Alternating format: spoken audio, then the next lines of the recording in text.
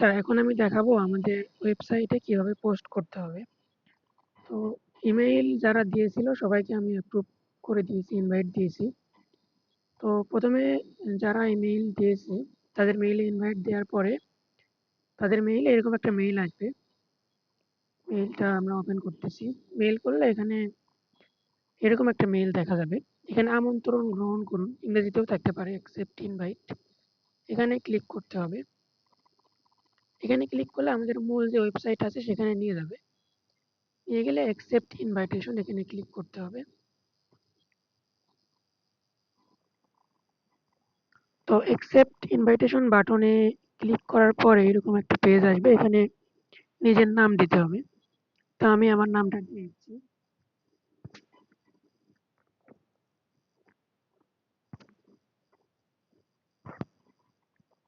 নাম দিয়ে এখানে ফিনিশে ক্লিক করতে হবে।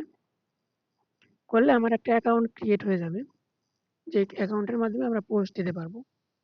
তো এই যে একটা অ্যাকাউন্ট ক্রিয়েট হয়ে গেছে। উপরে যে নোটিশগুলো এগুলো প্রথমবার আসবে, এগুলো আমাদের কেটে দিতে হবে। দিলে এখানে আমরা দেখতে পারবো যে পোস্টগুলো অলরেডি আমাদের ওয়েবসাইটে দেয়া আছে সেই পোস্টগুলো এখানে আছে। তো আমি যদি একটা নতুন পোস্ট দিতে চাই তাহলে আমাকে নিউ পোস্ট এই বাটনে ক্লিক করতে হবে।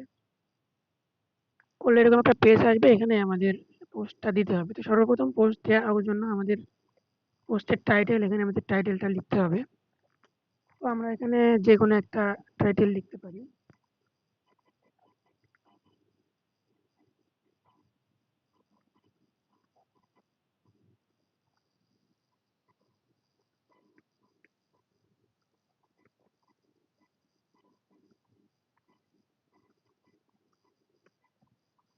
সাপোজ উদাহরণ দেওয়ার জন্য আমি একটা টাইটেল দিলাম।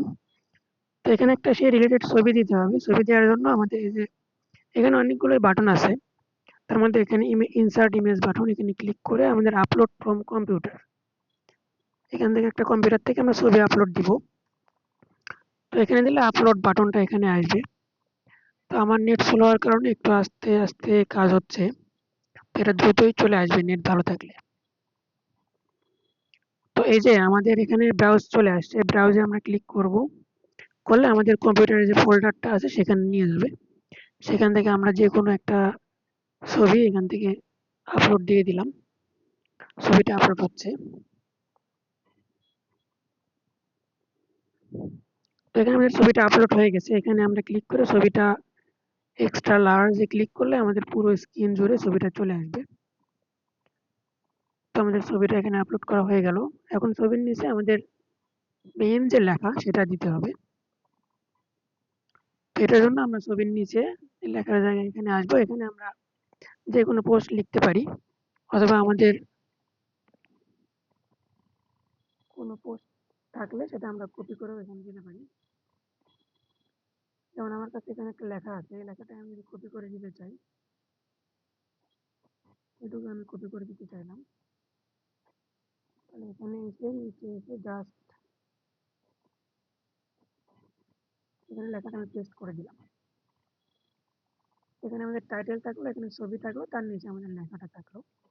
এই লেখাগুলো চাইলে যদি কোনো অংশ মনে হয় যে আমাদের লেখাটা বোল্ড করতে হবে, তাহলে এখানে আমরা বোল্ড করতে পারি। এই যে আমাদের বোল্ড বাটন আছে, সিলেক্ট করে আমরা বোল্ড করতে পারবো, ইটালিক করতে পারবো, আন্ডারলাইন করতে পারবো। তো যে এরকম প্রয়োজন সেরকম করা যাবে। লেখার কালার দেওয়া যাবে, ছবি দেওয়া যাবে, অ্যালাইনমেন্ট ঠিক করা যাবে, ফন্টও চেঞ্জ করা যাবে, ফন্টের সাইজ ছোট বড় করা যাবে, সবকিছু এখান থেকে করা সম্ভব।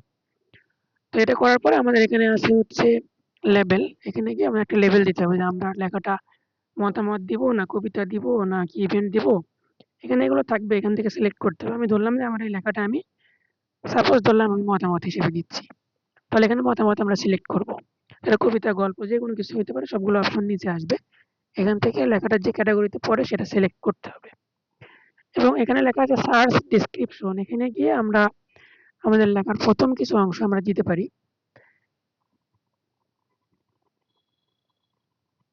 এই তো। তো এখানে কিছু দিলেও হবে, না দিলেও হবে। এখানে জাস্ট লেবেলটা অবশ্যই আমাদের দিতে হবে।